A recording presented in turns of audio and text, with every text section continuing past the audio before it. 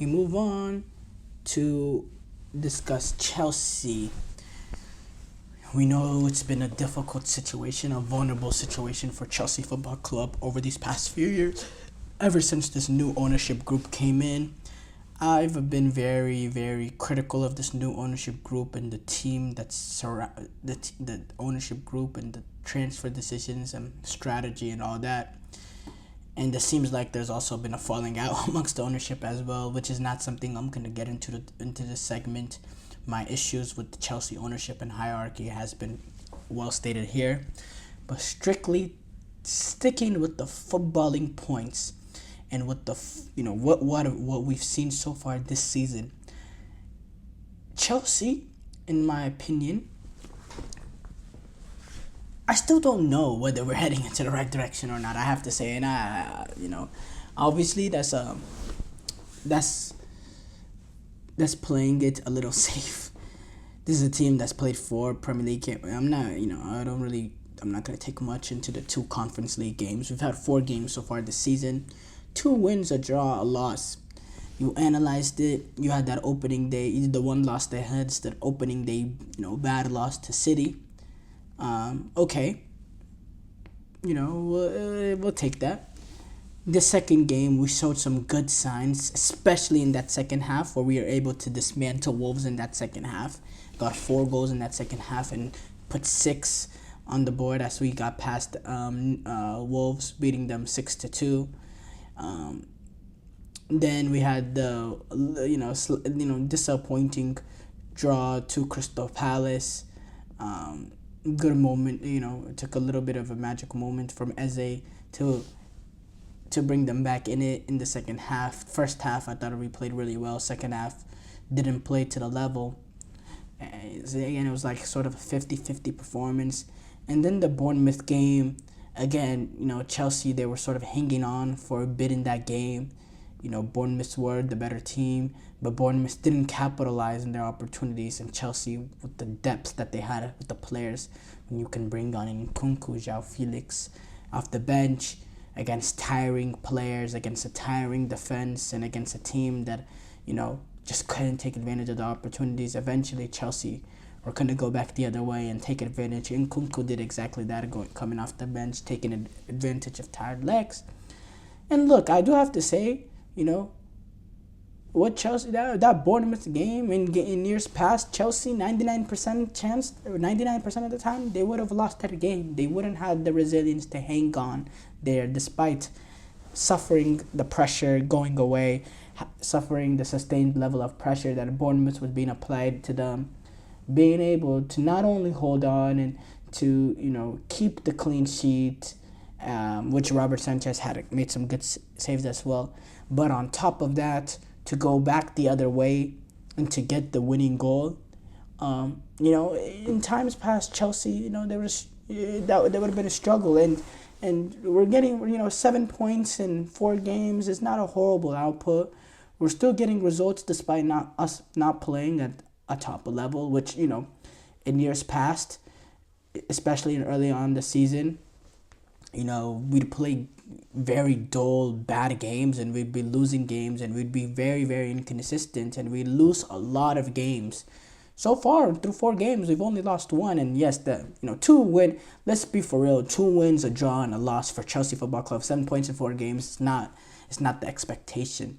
When we look at Chelsea in the wider scope of things, but we have to be realistic. When you're looking at this, Chelsea team now, this is a team that is in transition, that's been in transition for a while now, that has been, in that transition has been exasperated because of, managers being fired. Then you finally bring in the manager, Pochettino, that you think is the long-term project, and then you let him go after a year. And then this sort of the cycle continues again now with Maresca coming in, and we know it's going to be a little bit of transition. I do think, entering preseason, I thought we were gonna have some really bad issues, because in preseason we made a lot of mistakes playing out of the back, and we had a lot of defensive vulnerabilities. And we've had they reared their ugly head in this season as well. In that Wolves game, there was few bad moments playing out of the back in this Bournemouth game as well. Some of the bad moments we saw in preseason reared this ugly head, but we were able to stay with it. We were able to not to bend but not break, and we stayed in those games and we stayed in those moments. And for me, I mean, look, I thought entering this preseason, entering this season, oh my goodness, we're gonna start off so badly if we play anywhere, if we make the mistakes that we made in preseason. But to get 7 points it's not the worst thing in the world, and obviously we need to see more steady improvement from this team. I think Maresca does have this team setting up well. I think the team morale is also good in there. I think he's done a decent job with handling Enzo Fernandez. I think Chelsea also has a lot of players that are hungry to prove their worth, like a Pedro Neto making this move to the top club now. Cole Palmer to replicate the success that he made last season. Enzo Fernandez, Moise Caicedo, we know, they need to take the next level. And then Jadon Sancho as well. That's going to be a player that has a lot to prove. So there's hungry and desperation in this team, and there's a good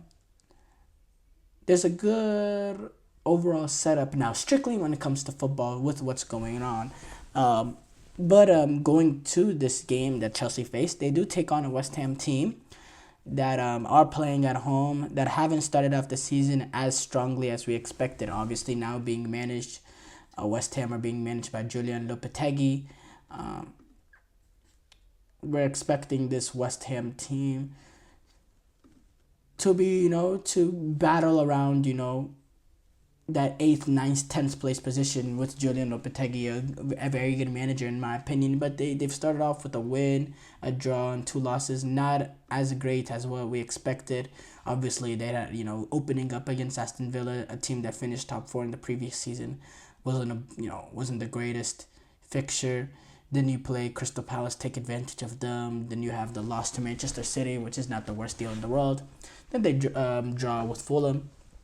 But I do think this West Ham team has some footballers. I think they can play some good ball. I think, the combination of Susej, Kudus, Bowen, Mikel Antonio, they have some really good players in there. You have Somerville, Paqueta as well. They're also playing at home in the atmosphere, and at London Stadium. And I didn't mention as well, Danny Ings, he's still involved. He's a part of West Ham setup. They also have Fulkrug, who's suffered who has suffered an injury. We're looking. I was looking at an injury update. He is going to be a doubt for the clash against Chelsea. Because of the ligament injury that he sustained early on this season or in the international break. But the West Ham is a team with quality and a team that will give Chelsea trouble. For Chelsea, you just need to be they need to be defensively solid. You can't make mistakes playing out at the back. And you got to take advantage of the opportunities that they come. They need to play a little bit more to the tempo that they played with against the Wolves. Even if West Ham don't open up the way Wolves does, just move the ball quicker as well. Sometimes Chelsea, when teams are playing a little bit lower, how quickly they move the ball becomes way slower, and they allow how the other team plays to dictate the way they want to go about it, which I think Chelsea need to move the ball quicker, even if a team is playing lower, because I think that's your only way to break them down. Moving the ball quicker, getting it from one point to another, opening up the defense, getting trying to move the players off their blocks and open up spaces, and open up little pockets that players could take advantage of by moving players, by moving center halves, by moving fullbacks, by making it a little chaotic for the other team trying to defend these quick one-touch balls being played in. So I think if Chelsea can move the ball quicker. It will be a tough opposition. I do think, a point for both teams will probably be the realistic outcome. Maybe Chelsea can nick it. I can see this going similar to way Bournemouth, um, how it went against Bournemouth. West Ham away is not a particularly easy fixture as well for Chelsea. It's a fixture that's given us trouble in the past. So yeah, I'm very looking forward to it, and yeah, we'll see. But overall, I do think Chelsea are heading into the right direction so far this season. I do have to say, I'll give them the credit for that.